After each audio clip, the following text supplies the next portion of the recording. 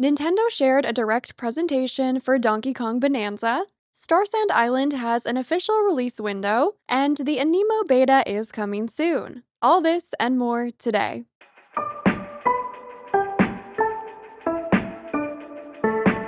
Hello friends, Sarah Sunstone here, bringing you the latest gaming news with Sunnyside Up. Today is June 23rd, 2025. Nintendo hosted a dedicated direct presentation for Donkey Kong Bananza, an upcoming game for the Nintendo Switch 2. I think the direct really showcased just how big the scope of this game really is, and it definitely made me even more excited. The story takes place in the underground world, where the scenery actually changes the deeper you go. And not every biome is going to look like it's meant to be underground. There are going to be sandy beaches, lush jungles, even frozen expanses, and lots more. So I'm excited to see that there's going to be lots of variety in the settings, even being in that underground world. Now, initially we were introduced to Odd Rock as Donkey Kong's companion for this game. However, this direct revealed that Odd Rock actually isn't a rock at all. Rather, Odd Rock is a young Pauline. So her and Donkey Kong will team up to explore the subterranean world together. And while we don't know the full story of what's exactly going on in this game, which I appreciate because I don't want too many spoilers, we do know that there is a troupe of villains called the Void Company. They look really cool. I actually really like these villains and how they're designed. And they're trying to reach the planet's core, which in this universe is said to have the power to grant any desire. So basically, Donkey Kong and Pauline are racing to get there before the Void Company. Donkey Kong's moveset was also showcased. So of course we can jump, we can roll, which actually looks really powerful. We can smash almost anything that you find in your path. You can even tear up chunks of terrain and use it to your advantage, either swinging it around to cause destruction or to do something called a chunk jump, which is basically a double jump. There's also something called a turf surf, where you can use the terrain to create a sort of surfboard or skateboard and ride around on it. You can also throw the material that you pick up, and there's also a dive punch, so kind of like a ground pound, but much more dramatic, and it'll actually break the earth when you use it. Essentially, it looks like we're going to get to be in this destructible playground, a sandbox where we can really get creative with how we get around and how we discover secrets and such. To take it up another notch, there's also different types of terrain. So some are stronger, some are weaker, some are even explosive. There's also materials that will stick together. So you can build almost like pathways out of sand, for example. There's ice materials, which it looks like you can use to clear areas of lava. And then there's also this interesting rainbow material, which it seems like we can use to levitate. This looks like a game that if you really like to tinker around and just have a lot of freedom with how you play, this could definitely be the game for you. So Pauline does also have her own abilities, and as a singer, her voice is going to guide you on your path and also help to remove these suspicious looking seals. But she can also use her voice to blast rocks and to bestow transformation powers on Donkey Kong. So Donkey Kong can also transform into the super powered Kong, as well as a zebra and an ostrich, which is very interesting. So these different transformations are going to give him different powers of strength, speed, and like the ability to fly. Now already this looks incredible and amazing, and I'm sold, but there are so many collectibles that you can find in the world, and I'm a huge sucker for collectibles and cosmetics, which we'll get into in a second. So Donkey Kong can actually use some sonar abilities to detect collectibles like Banandium gems, which can be used to get skill perks. Yeah, Donkey Kong has skill perks, so you can increase stats like his max health, or you can strengthen abilities like his sonar to be able to detect those treasures from further away. You can also collect Banandium chips to exchange at the chip exchange for Banandium gems, and you can collect tons of gold from around the world that can be spent at various item shops to get some really helpful items. The thing I'm personally most excited about, probably no shocker here, is the fact that you can find these unique fossils around the different layers of the world, and then you can trade those fossils for different outfits. You can get different ties for Donkey Kong, as well as pants, or breeches. You can also customize his fur color, and I spotted a cotton candy looking fur color that I have to find. You can even get the most adorable outfits for Pauline. So this on its own is like so exciting to me because I love to customize my characters in any game that I play. And the interesting thing is that these different items and accessories will also have their own stats and perks. So for example, a certain pair of breeches could increase Donkey Kong's swimming speed. As you explore, you can find these treasure maps that will help you uncover the collectibles. And I have to say, I just love the map overall. I think it looks so cool how it's 3D and you can rotate it and like really just zoom in and out and see kind of where everything is and what you've destroyed as well. And although a lot of your powers will be used for mass destruction, you can also carve out little getaways around the world where you can take a rest and listen to some music. Very surprisingly, this game is actually going to have a co-op mode, which is somewhat akin to the Mario Odyssey co-op mode if you're familiar with that. So one player will play as Donkey Kong, and the second player can play as Pauline, who can execute these vocal blasts to clear pathways and also zap enemies. You can even use the Joy-Con 2 mouse controls if you want more precise aiming.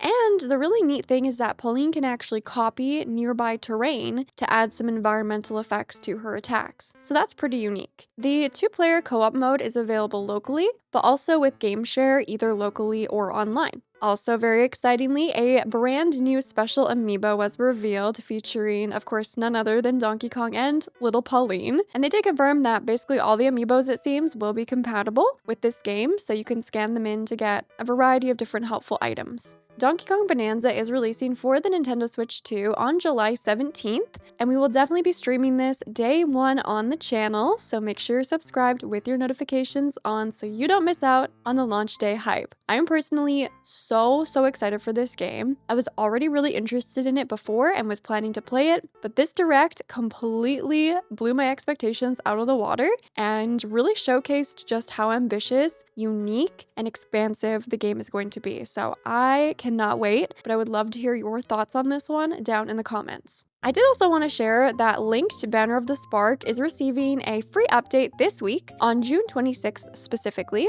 It's called the Beach Bums Update, and it's going to feature 2 new characters, some new weapons for combat, and tons of summer-themed decor items. So far, we've only received a little bit of a sneak peek at the update content, so it does seem like there's more in store for the update as well. But the trailer did show that we can, it seems like, dig up some seashells on the beach as a special currency. It looks like there's going to be some awesome new items to choose from, so you can definitely go and decorate your beaches after this update. Next, Aniimo announced that the beta test for the game is starting on July 4th. This is an upcoming next-gen open-world creature-catching ARPG. It's a very long description, seems to have it all. This is a title that looks really promising and really high quality. I do have an entire video giving a bit of an overview of the game and what we know so far on the channel, so I'll have that linked down in the description if you'd like to learn more. This game announcement did come out of nowhere, so I am really excited to see some actual gameplay outside of the curated trailer.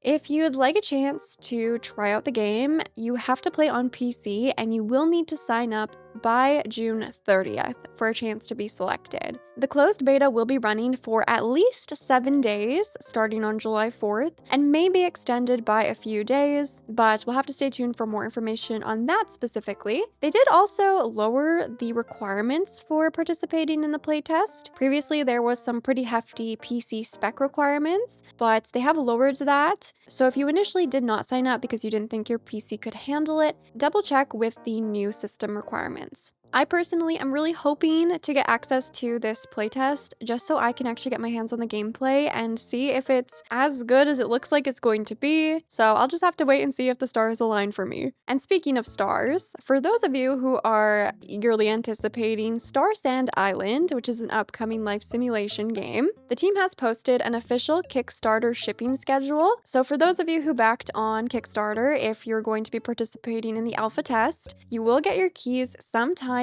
in early September. However, they also shared that the game keys will be going out in late November. And while this is just an estimated shipping time, it does give us a general idea of when we can expect the full release. Of course, these dates are simply estimates based on the current development progress, and actual delivery may vary due to development. But it is exciting to see that it seems like the team is on track for releasing the game later this year, and I could not be more excited. If you have never heard of this game before or would just like to see some more gameplay, I do have a couple pieces of content on the channel because I have access to an exclusive press and creator build of the game. So while it is a beta build, it does give you a really awesome idea of what you can expect, and I will have that link down in the description as well for your reference. I did also just want to make a quick note for those of you who love party animals. There is a brand new collab outfit that's going to be available as a free item in the shop. It's this adorable new fox animal named Vixie, and this one will be available again completely for free in the item shop starting at 7 a.m. PT on June 26th, which is this week. So make sure you claim it and add it to your collection, even if you're not playing the game right now, because you might want it in the future when you get back into it, you know? And for those of you who love Clair Obscura Expedition 33, just like me, you'll be really excited to know that the developers have actually confirmed new content and future improvements for this amazing RPG. Specifically, the developer stated that they're currently exploring a wide range of future improvements, from accessibility features to new content and all sorts of bits and bobs that they're actively assessing. They further elaborated that naturally, this also includes expanded localization options. And while they don't have specific timelines or confirmed languages to share just yet, they wanted to let everyone know that it is very much on their radar. So although Samfall Interactive haven't explained specifically what new content will be coming to Expedition 33, I will honestly take anything new. We could be looking at different difficulty modes, other challenges, maybe some new costumes or a couple of extra side bosses, maybe even some more platforming challenges and other collectibles. It's hard to say, it's all speculation at this point, but I will definitely happily accept some extra content. I do also hope that they move on to working on whatever their next project is as well, because I can't wait to see what this team cooks up next. We actually just recently finished the game on our weekly Moonstone streams, so there is a full playthrough of the game up on my channel for Amethyst Plus members. Coming up this week, we have Cloudy Skies on Tuesday with a Little Nightmares showcase, taking place at 12 o'clock p.m. PT or 3 o'clock p.m. ET.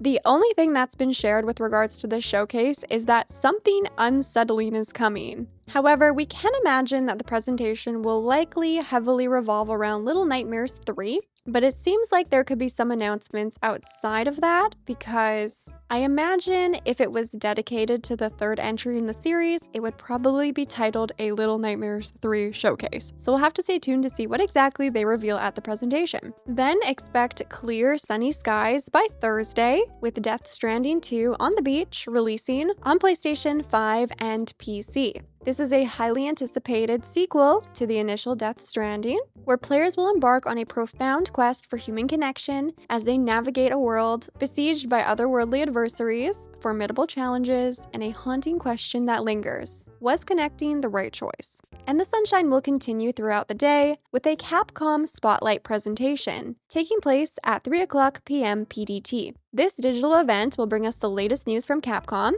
Featured titles for this presentation include Resident Evil Requiem, Pragmata, Monster Hunter Wilds, and Street Fighter 6. And keep your eyes to the skies for Rainbows on Friday, with Tamagotchi Plaza releasing on the Nintendo Switch with the Nintendo Switch 2 exclusive edition. This is the next entry in the beloved Shop Simulator series, which invites you into a whimsical world of wonder shops with over 100 Tamagotchi to play with. As your shop's reputation grows, new Tamagotchi will visit, so make your shops thrive and turn the town into a bustling place. But what will you be playing this week, and what new announcements are you most excited for? Anything and everything, you know I always love hearing from you. And with all that being said, thank you so much for watching, I love you all, and until next time, take care.